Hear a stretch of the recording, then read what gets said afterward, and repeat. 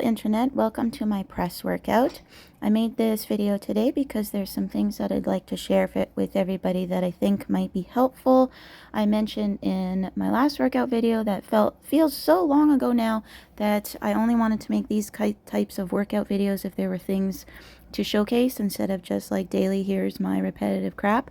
And I think the things I'm going to talk about warrant that. So first, a quick summary of what I did today. I'm starting with my Nemesis press. I started with 81 pounds for 7, and then, 81 pounds for 7, and then what? Hold on, let me check. 84 pounds for 5 for the second set. And then for my final set, I did 73 pounds times 9. Then I moved into just dumbbell bench press. I did the 40 pounds for 14 and then 40 pounds again for another set of 13. And to be honest, I tried to do 45 and I could get 0. So I guess I'll just keep doing 40s until I'm eventually at 30 reps. Kind of annoying, not gonna lie, but whatever. Maybe by the time I can press 40 pounds times 30, I'll be able to do 45 times 1. It's just the initial getting up. I needed a partner to help so I can at least get the first rep so that I can then continue on with the set, but whatever. And then after that, then I did my Viking press.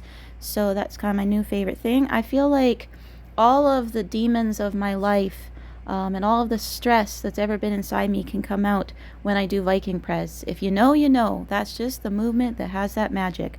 So did a couple sets of that.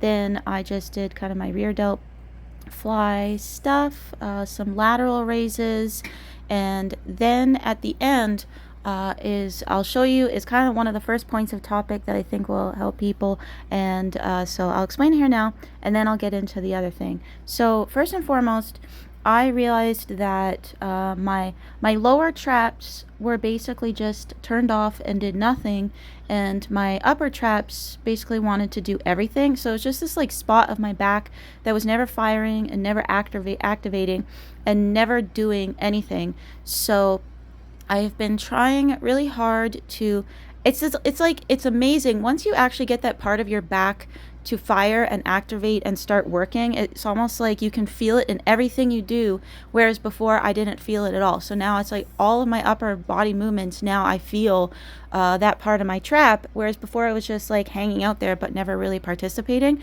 And so I do a lot of different lower trap activation stuff like Y raises and different things like that, just to really feel like 2 pounds for a ton of reps, just so I can really get it fired. And I could really tell that on my left side it's much worse than my right side. My right side, that lower trap does seem to work better on its own, but the left side really struggles, and so I'm trying very hard.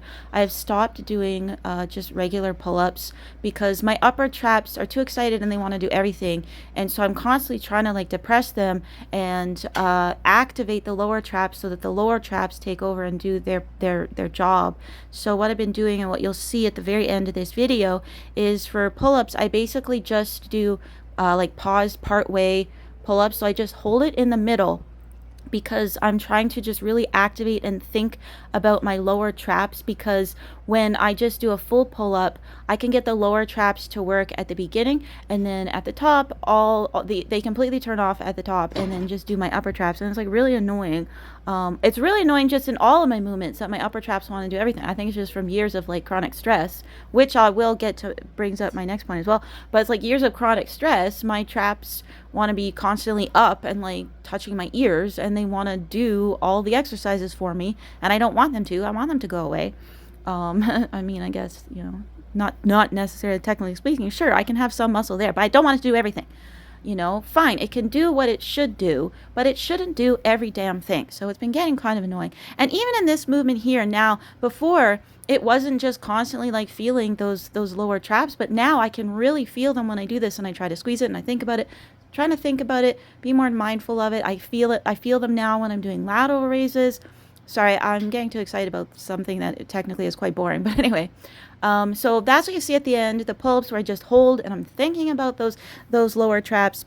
I'm just really thinking about that mid part of my back so that my upper traps stop doing it, and I'm not continuing on and doing a full pull-up until the entire pull-up, the entire range of motion can have those upper traps shut up and stay quiet so that the rest of my back can do the work.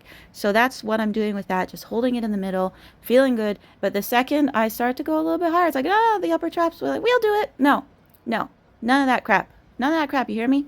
So that's just a little project that I'm working on, and I do think it's also going to have quite a carryover in a lot of other things, just making me stronger overall. If that, huge dormant muscle group, I wouldn't say huge, obviously it's not like lat huge or whatever, that dormant muscle group starts to do its thing.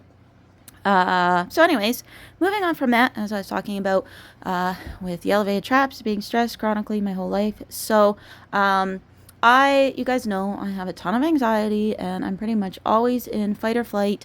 And so it was really bad. My stress was just completely unmanageable at the beginning of the year when I was waiting to hear back from the job that I currently have that I was really, really wanting to get. And so to try to calm my stress, because it was affecting my insomnia. It's this whole chain of reaction where I get stressed, and then my insomnia gets really bad, and then I don't sleep at all, so then I'm more stressed, and then it's just this vicious cycle that it seems to be really hard to get out of when I'm into it. So when I was going through this hiring process, I realized, okay, my cortisol is out of control. I'm so stressed.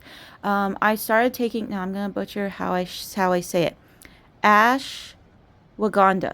Because I keep thinking like Uganda.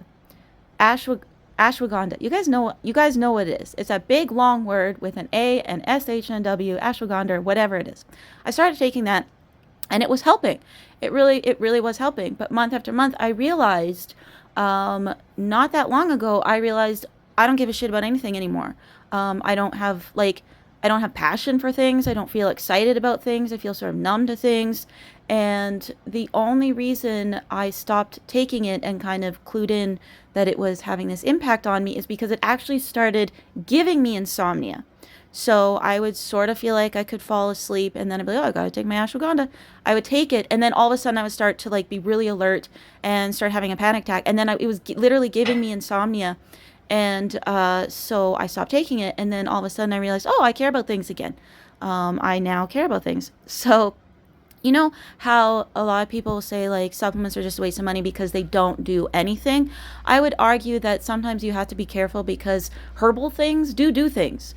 They, especially things that say this herb will impact hormones in this way. That herbs can impact your hormones, and sometimes it's not necessarily in a great way, and sometimes you don't realize it because you think, oh, this is just supposed to be good for you. It just calms your cortisol. It's just a herb. What can it do? But it can actually impact your thyroid as well too. So it was having a negative impact on me, and so I've stopped taking it now, and I've started caring about things again, and I've started feeling, I guess like a zest for life again. But now also like I feel really, really stressed again. And my cortisol, when I wake up in the morning, I feel like like this jolt of, oh my God, I have to exist. And I'm a chronically stressed person, and that really sucks that I have to exist now. And it's like, it just carries on until my cortisol settles, which unfortunately is not until like 2 p.m. And so it's kind of like you have to either feel everything way too much or not feel anything at all. And I would like there to be a middle ground, but I'm sure a lot of people are searching for that middle ground, not being able to find it. It's unfortunate because now I have to feel, chronically stressed. And I am, I guess ironically, now I am quite stressed at this dream job that I have. I find it stressful. I'm happy that I'm there, and I'm proud to be there.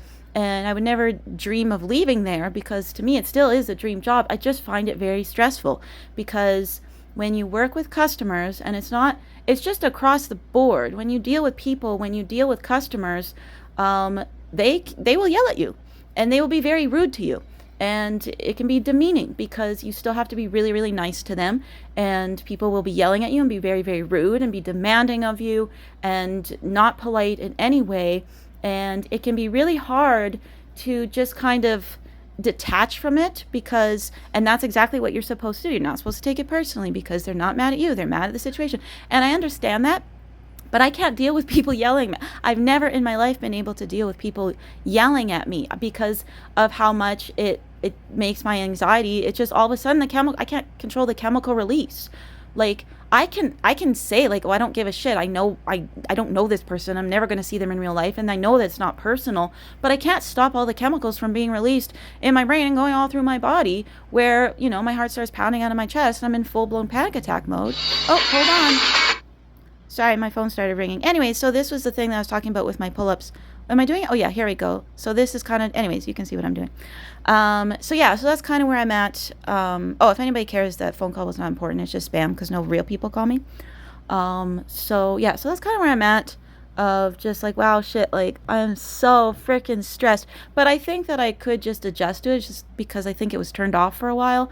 And now I have to go back to like feeling how I just used to feel and like getting used to that being my norm, because I used to just accept that I'm just chronically anxious. But then I just had this period where it went away. So, I mean, I don't know. You win some, you lose some.